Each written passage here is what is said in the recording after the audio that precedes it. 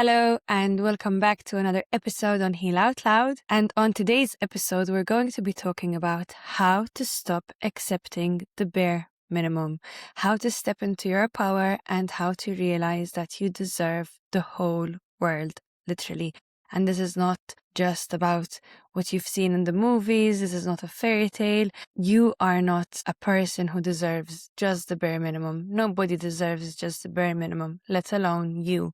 You that you love so much, you give your heart so fondly to others, you care about others so much, you're so empathetic. You deserve the love that you're giving out to be returned back to you. So let's start by understanding why you accept the bare minimum if you do not want it. So of course, I know that you're the type of person that wants to be taken care of, wants to be taken out on dates, wants to have a partner that is your best friend and not someone who you just go home to and you do not greet each other, you do not share dreams together. I know you're someone who's like, you're a lover girl. I know that you're the type of person that you want to share your dreams and goals with the person. You want to share your future visions with the person. You want this person to be one of the main and most important people in your life. So this is the type of love that you long for, that you desire, that the type of partnership that you're after.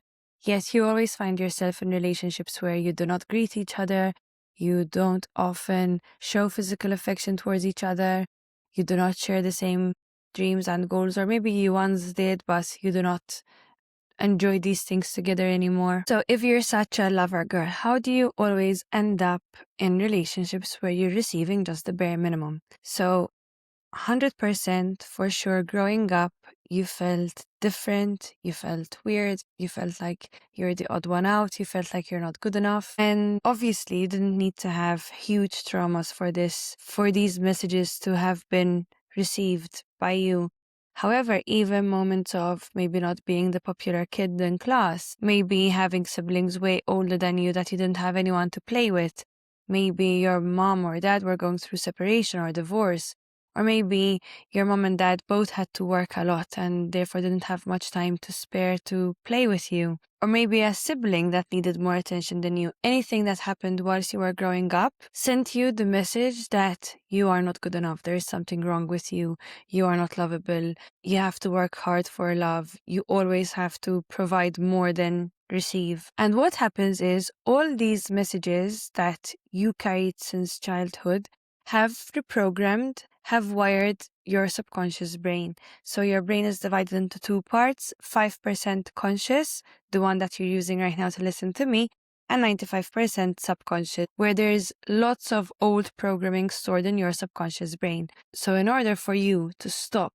tolerating the bare minimum in relationships and in your romantic life, and maybe even friendships, family, whatever, but mainly romantic, for you to stop accepting the bare minimum and finally attract the person that you want to be fully in love with and to share your dreams, your visions, to go home and greet this person and kiss this person and just to be fully in love with this person. Not saying that there will not be any hardships. There will always be hardships in life. However, at least your relationship will not be another hardship. So if you want to stop receiving and entertaining the bare minimum, we have to reprogram your subconscious brain. And I'm going to share exactly all the deets in this episode. So you have your why you keep attracting the bare minimum. And now we need to understand how to shift this.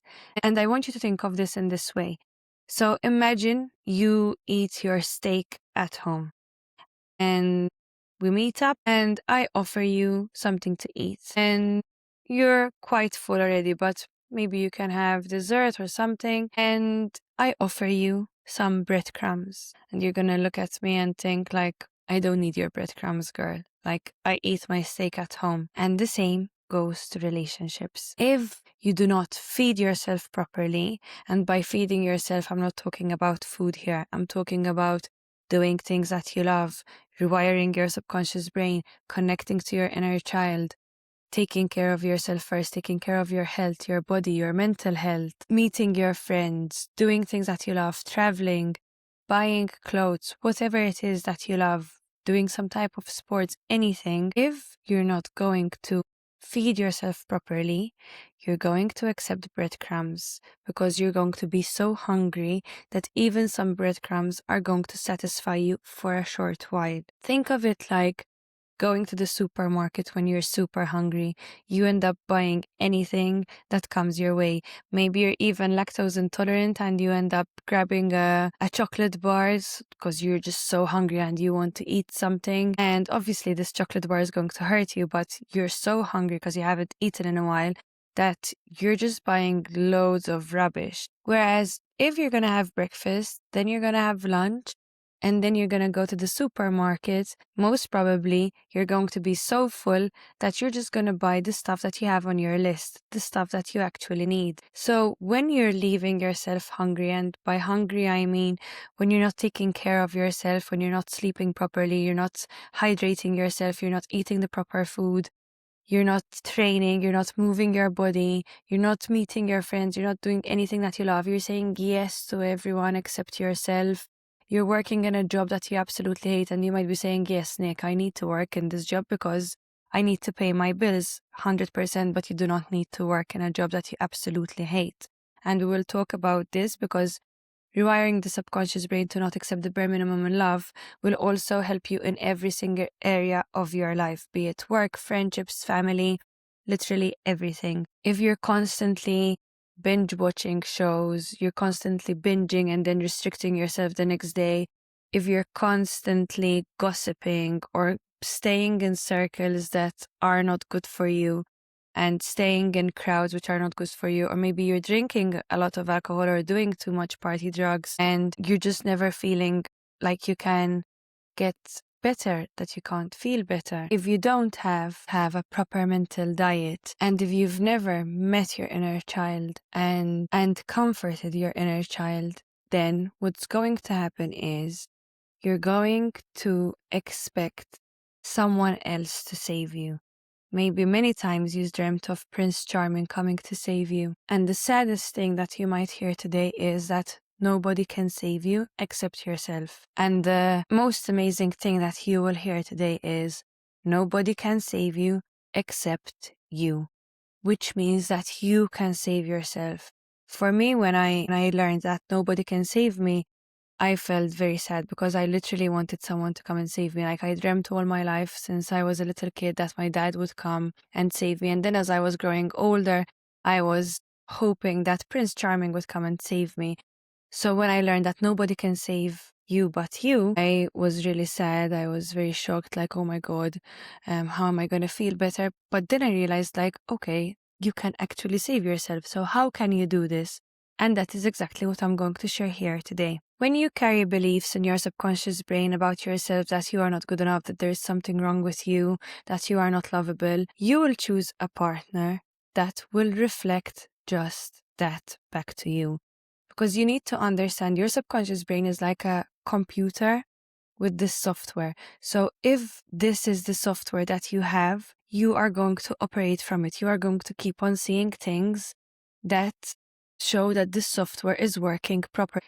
The software is going to work properly, but it doesn't mean that it's working in your favor. So if you have these beliefs stored in your subconscious brain without you knowing energetically, because we are all energies, every single human has cells inside them, like other mammals, and each and every cell has a mitochondria inside it. And the mitochondria is called the powerhouse of the cell.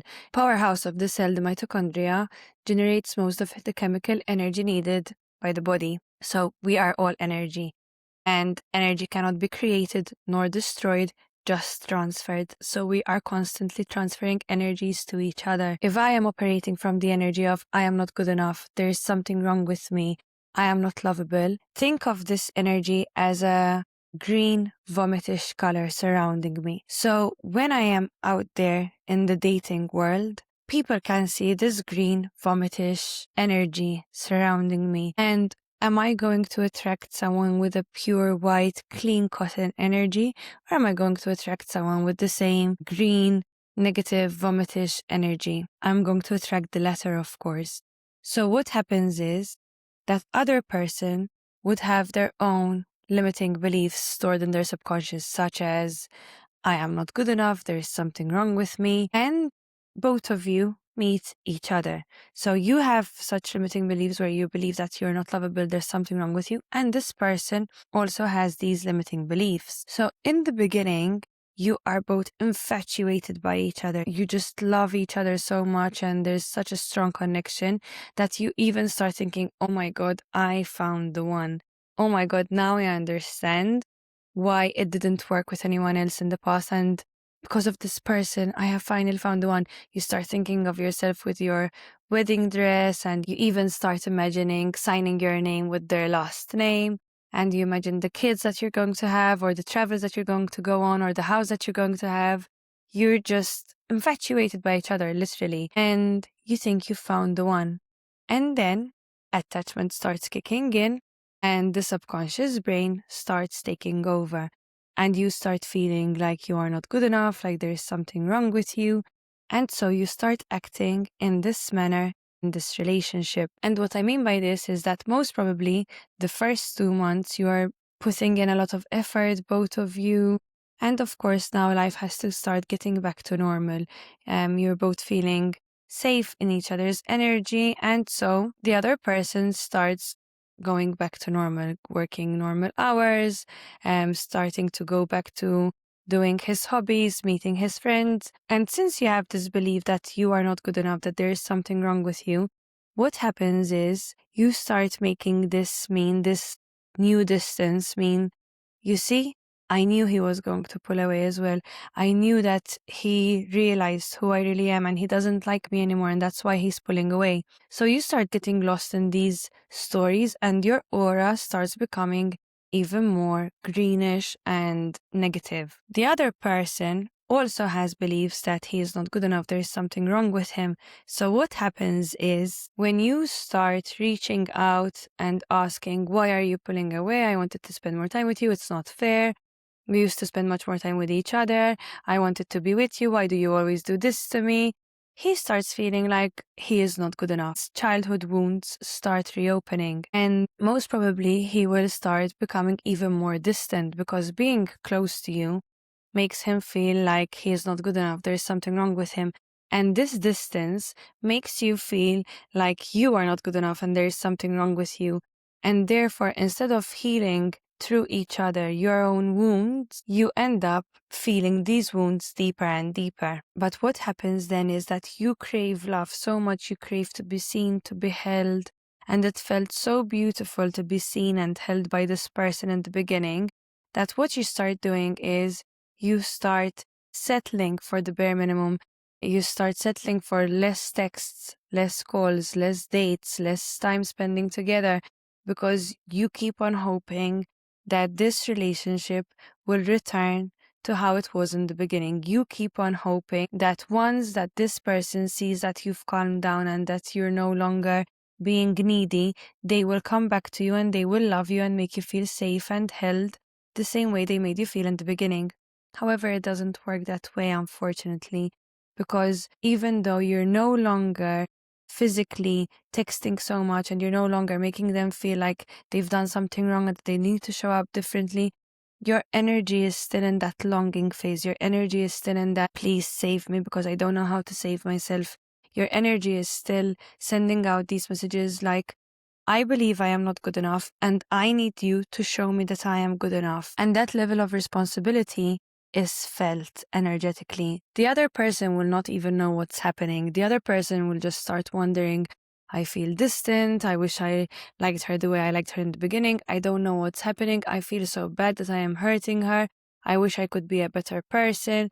I guess it's true that there's something wrong with me. I guess it's true that I am not good enough. I even hurt this person where I thought that this person was the one for me, and they pull away even more. So how do we stop this dynamic? We stop this dynamic by taking all this energy, the energy that you're hoping, waiting, longing, praying, watching manifest your partner back and all of this, taking all that energy and pouring it back into you. And I know that with the beliefs that you have in your subconscious brain and with the wounded inner child that you have, it is not easy to do this. So first things first, the first thing that I suggest that you do is, number one, to ask yourself, when was it the first time that I felt alone, lonely, abandoned? And see what image comes up for you. And when that image comes up, I want you to comfort your inner child. I want you to comfort little you, to let her know, listen, I am here now. You're not alone. You are safe. I love you. No matter who abandons you, no matter who leaves, I am here with you and I am never going to leave your side. So I want you to start with that first. Secondly, I want you to notice which is the main limiting belief that you have going on inside your subconscious brain. And how do you notice this? You notice this by notice your feelings throughout the day. When you are feeling sad, when you're feeling anxious, when you're feeling like you're about to throw up, I want you to realize and notice what was the thought before that feeling. And maybe the thought before that feeling was, I am not good enough. Everybody leaves. So grab that limiting belief. Let's use the I am not good enough and challenge it. Ask yourself, is this belief 100% true? Is it true that I am not good enough? Or am I just saying this just to feel like a victim because that's how I always felt growing up? And now, obviously, I like to sometimes to feel like a victim. It gives me, although it's painful, it gives me some certain type of enjoyment because it's something that my brain is used to. So we need to challenge that limiting belief. And the third step that I want you to take is to figure out what makes me feel better in my life. Is it calling a friend? Is it going for a walk? Is it eating an ice cream? Something that makes you feel better. And just do that. Then I need you to start organizing your life, literally doing a life audit. So staying away from your phone 1 hour before you go to bed and 1 hour after you wake up. I know that you're used to just grabbing your phone as soon as you wake up to see if this person messaged you and to stay on your phone until they replied back late at night. No, remove your phone. It's not going to be easy.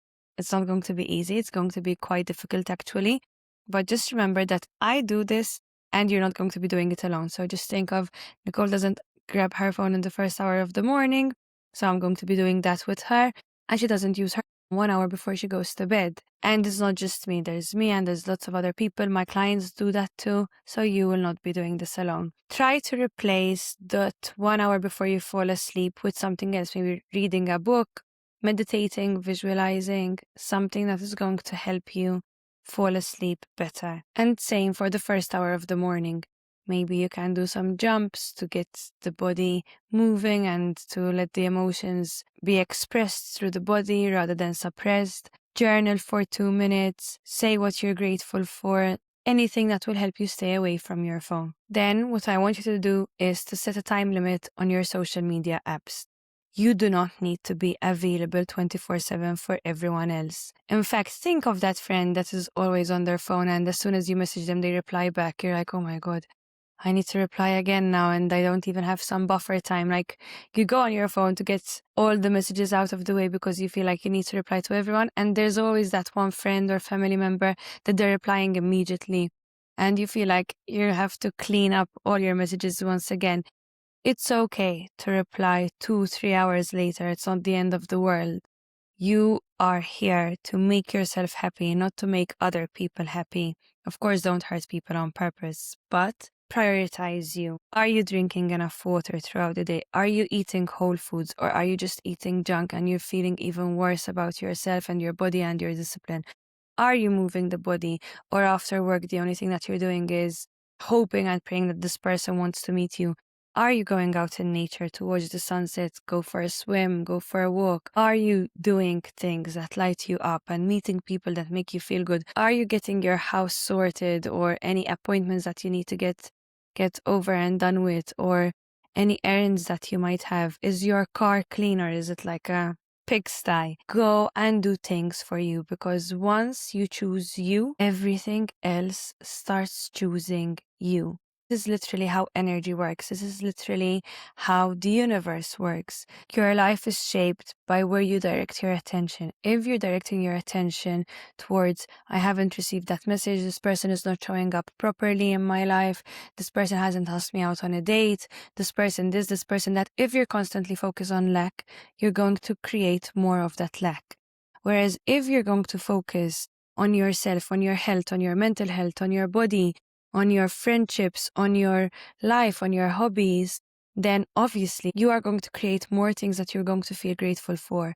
And if you focus on all this abundance, if you're creating so much abundance, the universe is going to provide you with more abundance. But you need to be on top of your mental diet. And it's not always going to be easy. Even I sometimes fall back into old patterns and old habits.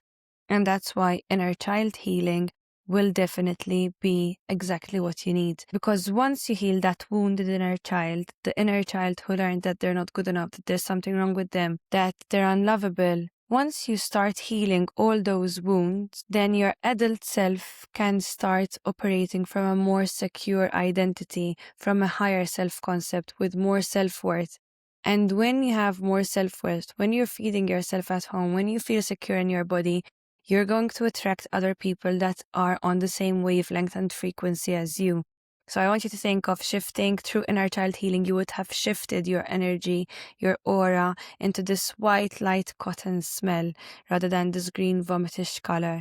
So you're going to attract other people who have also this white light cotton aura, and you will continue healing each other and helping each other grow rather than making each other spiral even more and feeling even worse. And of course, as I said earlier, there will always be hardships in life. However, once you heal the wounds of your inner child, you are going to show up way, way differently in your life. Before I went on my own inner child healing journey, I was operating from my wounded inner child, and I felt like I was not good enough. There's something wrong with me. I'm unlovable. People always leave.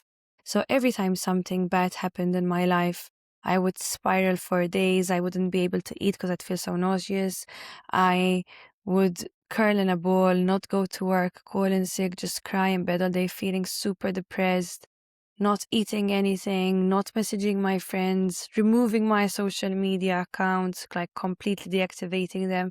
And nowadays, although I still battle my moments, I do not have these moments anymore. My moments now look like feeling sadness for 5 to 10 minutes, feeling it with the tools that I have, connecting to my inner child, and then getting up and continue showing up on social media because that's where my work is. I feed myself, I train, I take care of my body, I take care of my mental health, I take care of my mental diet. I know that when something happens, it's never personal. For example, my last breakup, I remained nearly the same weight. I kept on showing up for my work. I had all my social media accounts open. I kept on going out with friends. I kept on going to yoga. I kept on going to the gym. Healing your inner child changes everything. And recently, I also experienced something that would have made me spiral ages ago. I was speaking to someone, and this someone shared a lot of feelings towards me and all of this and that. However,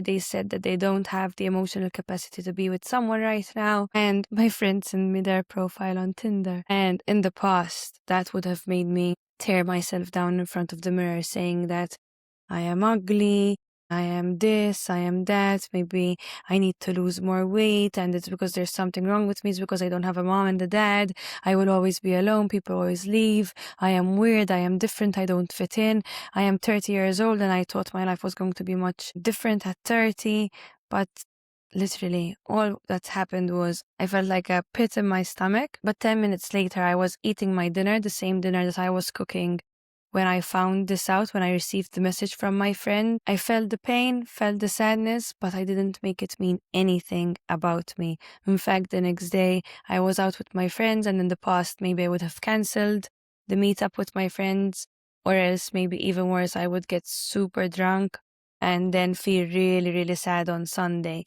But on Saturday I was out with my friends, I enjoyed my time, and on Sunday, I had a really good day with my other friend as well. And I'm not saying that there will never be disappointment or pain or sadness, because of course I felt some disappointment, some pain, some sadness. But I sat with it And I accepted that this is not a reflection of my worth. It is a reflection of what the other person is going through. And it doesn't mean that the other person is bad or wrong or right, whatever. But at least, and this is the message I want to get across, is that I didn't spiral for days. In the past, I would have spiraled for sure. I wouldn't have eaten. I wish I stopped eating actually, because I'm eating way too much. But I would have even maybe called the person and gave them a mouthful and, why did you do this? I'm so sad about this. I trusted you, blah, blah, blah. But it's not gonna get you anywhere. So this is what inner child healing is all about, guys. Like literally, I will keep on talking about inner child healing until I think my very last breath, because it has changed my life completely. I've been rebirthed, literally. I no longer suffer from those ugly, ugly, ugly depressive episodes where you can hear another internal voice telling you everyone is going to be better off without you. You're not good enough. Why are you here? You're never going to be loved. That voice was loud and it was cruel and it was nasty and it sent me in really, really dark places. So for me, inner child healing did the trick. And with inner child healing, I no longer settle for the bare minimum. In the past, this thing that happened recently, I would contact the person, I would keep on speaking to the person, keep on trying to show the person my worth and make them choose me. And now I just choose me. I don't even entertain this anymore. I have an opinion about this person now, but I will not entertain this anymore. Anyone who gave me some attention, even if they weren't my type of person, maybe the way they looked weren't exactly my type of person, maybe the way they lived weren't my type of person, maybe their hobbies and their ways and their addictions, I would have still accepted their love because I didn't know how to love myself at all. That even some breadcrumbs from these people made me feel some happiness, made me feel some safety for a while. But that safety left after a while because obviously nobody can save you but you. So nowadays, I'd rather stay single, giving the love that I deserve to little me until the right person, the person that I genuinely like, I truly like, I like his ways, I like his habits, I like his personality, I hope, not personalities. Yes, I now eat my steak at home, so I will not accept breadcrumbs. And this is very true because my last relationship was way healthier than any other relationship that I had in the past. If you want to stop accepting the bare minimum, if you want to tap into your lover girl energy, the girl that wants to be held, loved, seen, and not just treated with the bare minimum, then inner child healing is what you truly need. And I know that your brain is trying to make you think and believe that this is not possible for you. You will always stay this way. That is something very normal that the brain tries to do because the brain loves to stay in the known. Because the known is predictable, the known is safe. But that's okay. It is very normal. It happens to all of us.